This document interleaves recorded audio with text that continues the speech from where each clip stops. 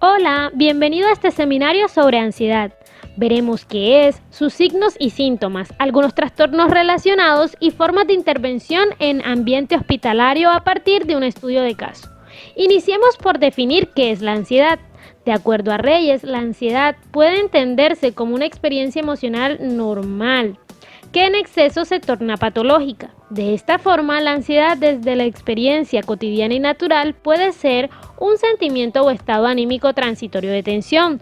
También es asociado con la toma de conciencia de un peligro o amenaza, e incluso con deseo intenso o anticipación, además de las respuestas fisiológicas ante demandas estresantes. Estas condiciones generalmente movilizan a las personas al aprendizaje, la acción, el alto rendimiento e incluso el desarrollo de la personalidad, pero cuando las experiencias ansiosas se presentan con mucha frecuencia e intensidad, se constituyen trastornos de ansiedad que conducen al sufrimiento y al malestar. Estos trastornos, de acuerdo a lo que explica la OMS, son caracterizados por miedos y preocupaciones excesivas a lo largo de la vida, que surgen a partir de situaciones que para los pacientes representan amenaza, aunque objetivamente no constituyen un peligro real. Desde este punto de partida ya podemos vislumbrar 4 significados clínicos de la ansiedad. La ansiedad como sentimiento, como síntoma, como síndrome y como enfermedad. Primero, la ansiedad como sentimiento se refiere a la experiencia subjetiva normal provocada por estímulos internos, recuerdos, problemas, pensamientos. Por ejemplo, sentirse ansioso y preocupado ante un examen por el recuerdo de experiencias negativas previas. Mientras, la ansiedad como síntoma consiste en la queja del paciente que puede aparecer en diferentes enfermedades psicopatológicas, además de en trastornos por ansiedad. El síntoma de la ansiedad lo podemos identificar en pacientes con frases como siento como si me van a dar una mala noticia o como un mal presentimiento, siento nerviosismo, ansias, temor a no sé qué, entre otras. Por otro lado, la ansiedad como síndrome es el conjunto de signos y síntomas psíquicos, físicos y conductuales mediados por mecanismos neurobiológicos y asociados a diferentes etiologías. Por ejemplo, el síndrome ansioso puede ser secundario a intoxicación por abuso de sustancias, abstinencia o efecto secundario de algún medicamento. O bien puede ser producido por cualquier trastorno de ansiedad. Los signos y síntomas de ansiedad son muy variados y particulares a cada caso, pero los veremos clasificados en físicos, psicológicos, conductuales, cognitivos y sociales, como lo postulan los psicólogos cognitivos conductuales de la Clínica de Ansiedad de Madrid.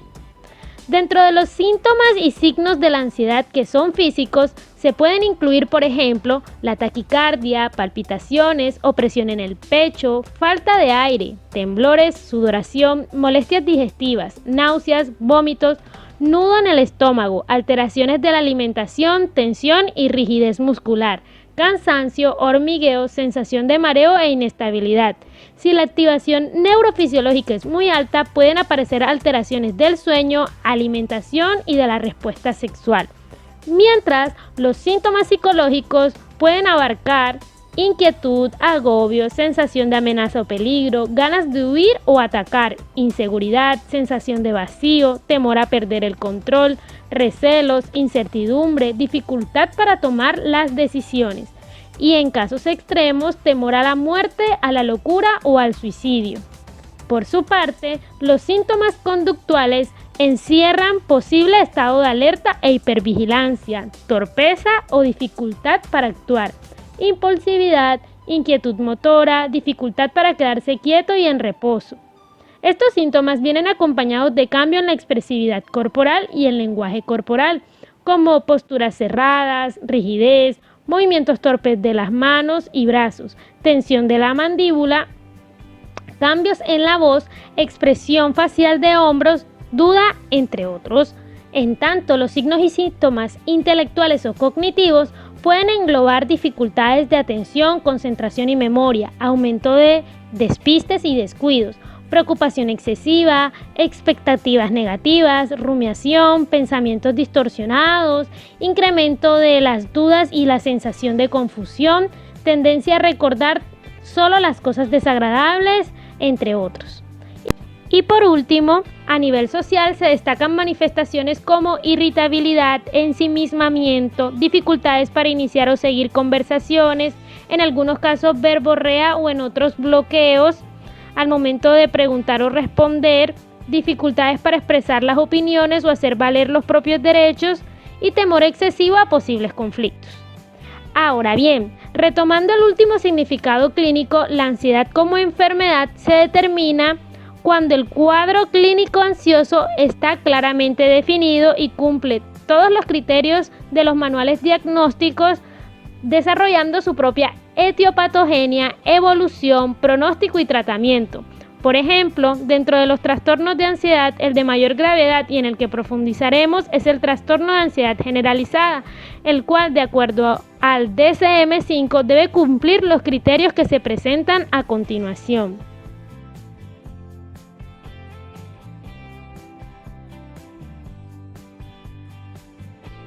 En cuanto a la epidemiología, la OMS en 2012 encontró que 1 de cada 13 personas tiene ansiedad y la mayoría se ubicaba entre los 30 y 44 años de edad. Sin embargo, personas en cualquier etapa y edad pueden llegar a padecer algún tipo de trastorno de ansiedad. En este mismo estudio se halló que los trastornos de ansiedad son más comunes en las mujeres que en los hombres.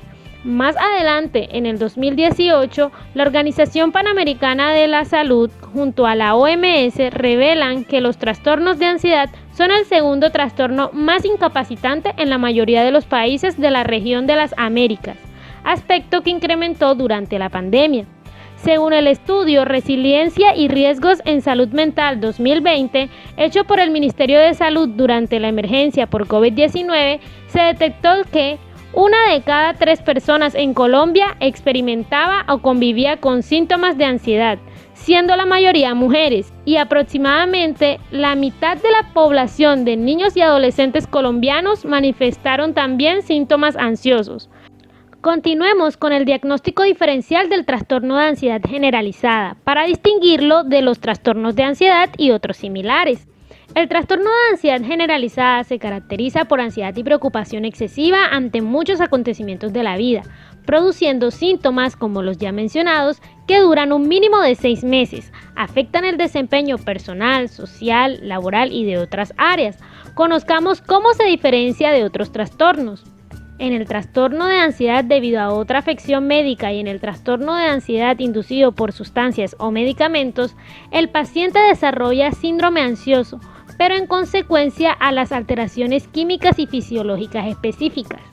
Por otro lado, en el trastorno de pánico, las preocupaciones únicamente giran en torno al temor de presentar ataques de pánico en el futuro, y en el trastorno de ansiedad generalizada giran alrededor de más de un evento.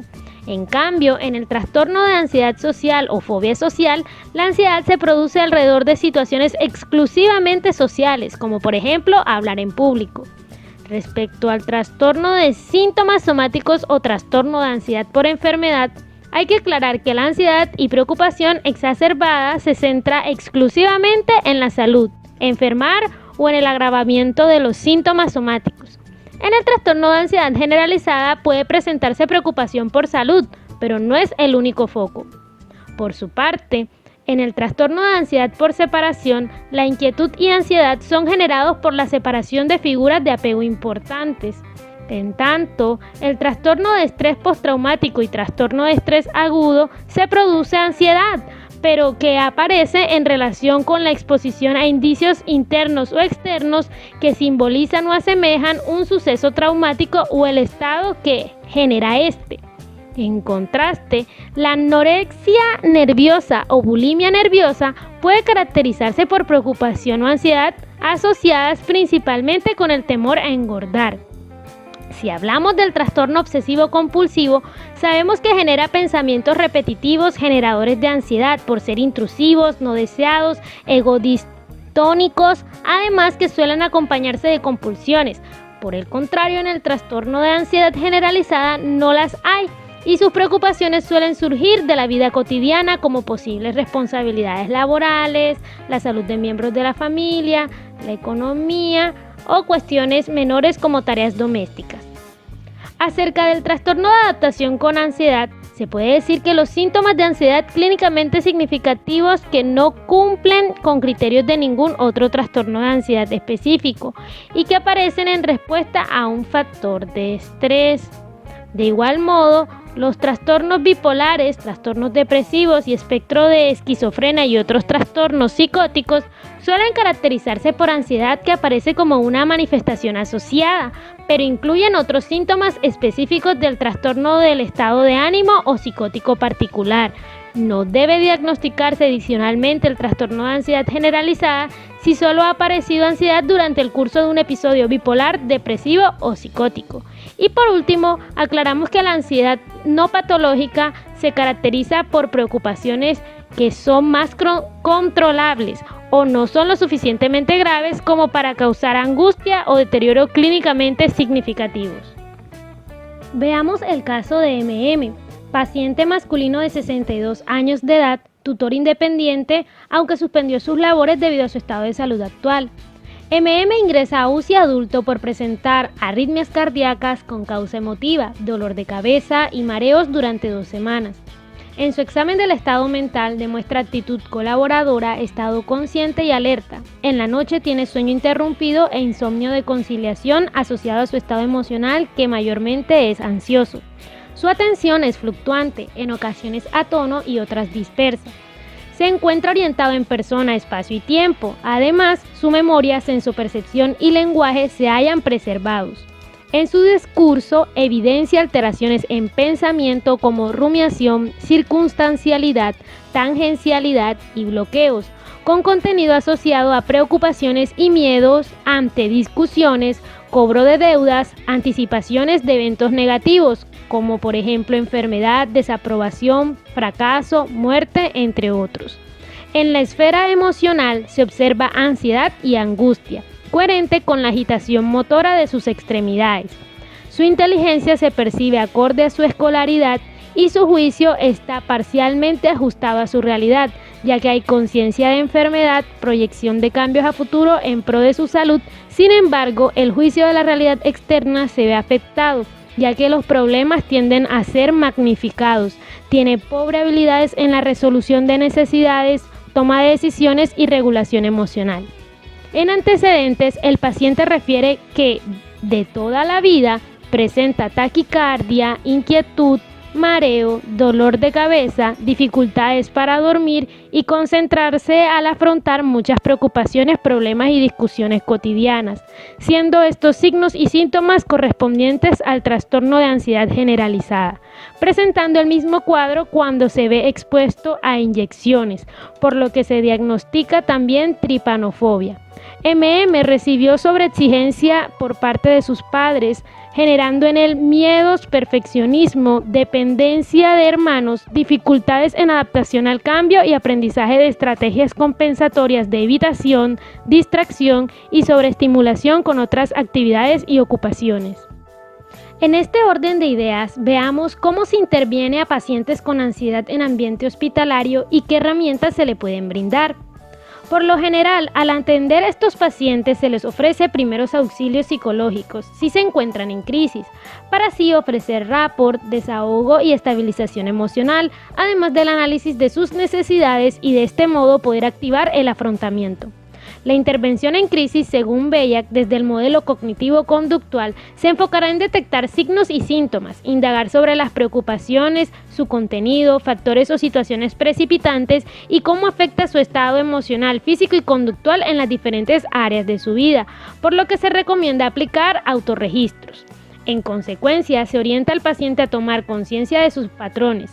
Si es posible, con pacientes de larga estancia o en contexto terapéutico, desarrollar reestructuración cognitiva y luego psicoeducar para que el mismo paciente pueda evaluar la validez de los pensamientos automáticos que activan sus crisis de ansiedad y resignificarlos de forma adaptativa.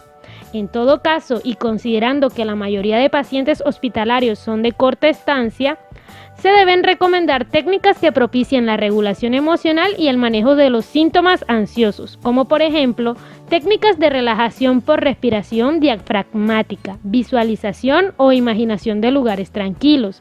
De igual forma, brindar pautas para mejorar la resolución de problemas y toma de decisiones. Esto implica enseñarle habilidades y alternativas al paciente más adaptativas que le ayuden a afrontar los sucesos que generan ansiedad, tal como se hizo con a quien se le dio instrucción de estabilizarse mediante respiración pausada, profunda y consciente, además del paso a paso para la resolución de problemas y toma de decisiones. Primero, definir y escribir el problema. Segundo, construir lluvia de ideas de las posibles soluciones con ayuda de su red de apoyo. Tercero, analizar pros y contras de cada alternativa para finalmente 4, elegir y llevar a cabo la más adecuada. Una última consideración, si en la intervención el paciente está acompañado, es que se puede comprometer al familiar o cuidador para motivar la aplicación de las técnicas ofrecidas. Adicionalmente, se sugiere al paciente el tratamiento psicoterapéutico externo, además de valoración por neurología y o psiquiatría cuando los síntomas físicos son exacerbados, y así recibir un tratamiento farmacológico además del psicológico que mejore su calidad de vida. Muchas gracias por tu atención. Este seminario y estudio de caso único fue realizado por Vanessa Natera Llanos, residente de Psicología Clínica. Si deseas seguir aprendiendo, revisa las siguientes referencias.